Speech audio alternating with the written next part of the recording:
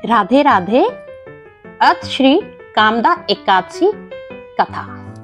चैत्र मास के शुक्ल पक्ष की एकादशी। धर्मराज युधिष्ठिर बोले कि हे भगवान, आपको कोटि बार प्रणाम है। मैं आपसे प्रार्थना करता हूँ कि आप कृपा कर चैत्र मास के शुक्ल पक्ष की एकादशी का वर्णन कीजिए। श्री कृष्ण भगवान बोले कि हे राजन, आप एक पुरानी कथा सुनिए जिसको वशिष्ठ जी ने राजा दिलीप से कही थी। राजा दिलीप ने पूछा कि गुरुदेव, चैत्र मास के शुक्ल पक्ष की एकादशी का क्या नाम है, उसमें किस देवता की पूजा होती है तथा उसकी विधि क्या है। सो अब आप कृपा पूर्वक कहिए। महर्षि वशिष्ठ जी बोले, हे राजन, चैत्र मास के शुक्ल पक्ष की एकादशी का नाम कामदा है। यह पापों को नष्ट कर देती है, जैसे अग्नि सूखे काष्ठ आदि को जलाकर नष्ट कर देती है। वैसे ही कामदा एकादशी के पुण्य के प्रभाव से सब पाप नष्ट हो जाते हैं और पुत्र की प्राप्ति होती है। इसके व्रत से कुयोनि छूट जाती है और अंत में स्वर्ग की प्राप्ति होती है। अब मैं इसका महात्म्य कहता हूँ, तुम ध्यान पूर्वक सुनो। प्राचीन काल में एक भोगीपुर नामक नगर था। वहां पर अनेक ऐश्वर्यों से युक्त पुंडरीक नाम का एक राजा राज्य करता था। वहां अनेकों अप्सरा, गंधर्व, किन्नर आदि वास करते थे। उसी जगह ललिता और ललित नाम के स्त्री पुरुष अत्यंत वैभवशाली घर में निवास करते हुए विहार किया करते थे। वे दोनों एक दूसरे को बहुत प्रेम करते थे और अलग हो जाने पर व्याकुल हो जाते थे। एक समय राजा पुंडरीक गंधर्व सहित सभा में शोभायमान थे। उस जगह ललित गंधर्व भी उनके साथ गाना गा रहा था और उसकी प्रियतम ललिता उस जगह नहीं थी। इससे वह उसको याद करने के कारण अशुद्ध गाना गाने लगा। नागराज करकोटक ने राजा पुंडरीक से इसकी शिकायत की। इस पर राजा पुंडरीक ने श्राप दिया कि अरे दुष्ट, तू मेरे सामने गाता हुआ भी अपनी स्त्री का स्मरण कर रहा है। इससे तू कच्चे मांस और मनुष्य को खाने वाला राक्षस हो जा।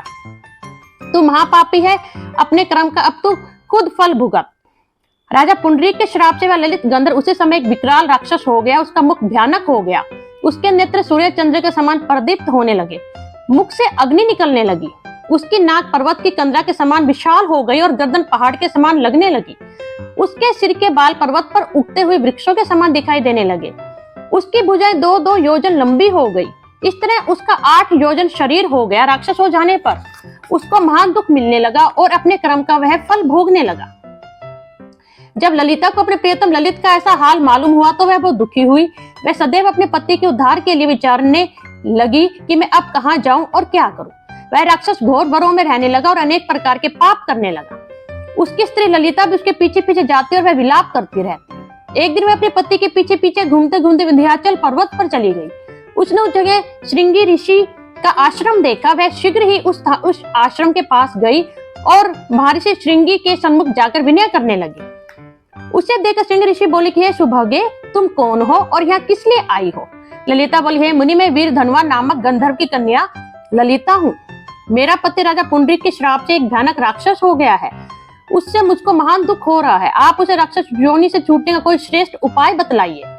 तब श्रृंगी ऋषि बोले, अरे गंधर्व कन्या ललिता, अब चैत्र मास के शुक्ल पक्ष की एकादशी आने वाली है।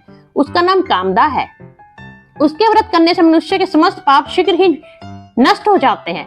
यदि तू उसके व्रत के पुण्य को अपने पति को दोगी तो वह शीघ्र ही राक्षस योनि से छूट जाएगा और राजा का श्राप शांत हो जाएगा।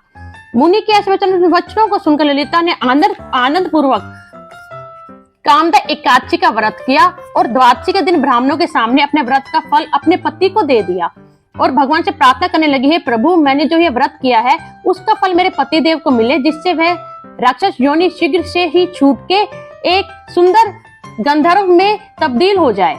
एकादशी का फल देते ही उसका पति राक्षस योनि से छूट गया और अपने पुराने स्वरूप को प्राप्त हुआ। वह अनेक सुंदर वस्त्रों तथा आभूषणों से अलंकृत होकर पहले की भांति ललिता के साथ विहार करने लगा। कामदा एकादशी के प्रभाव से वह पहले की भांति अब अधिक सुंदर हो गए और पुष्पक विमान पर बैठकर स्वर्गलोक को चले गए। हे राजन, इस व्रत को विधि पूर्वक करने से समस्त पाप नष्ट हो जाते हैं। इसके व्रत से मनुष्य भ्रम इत्यादि हत्या के पाप से और राक्षस आदि की योनि से छूट जाते हैं। संसार में इससे महान कोई दूसरा व्रत नहीं है। इसकी कथा व महात्म्य के श्रवण व पठन करने से वाजपेयी यज्ञ का फल प्राप्त होता है। राधे राधे, धन्यवाद।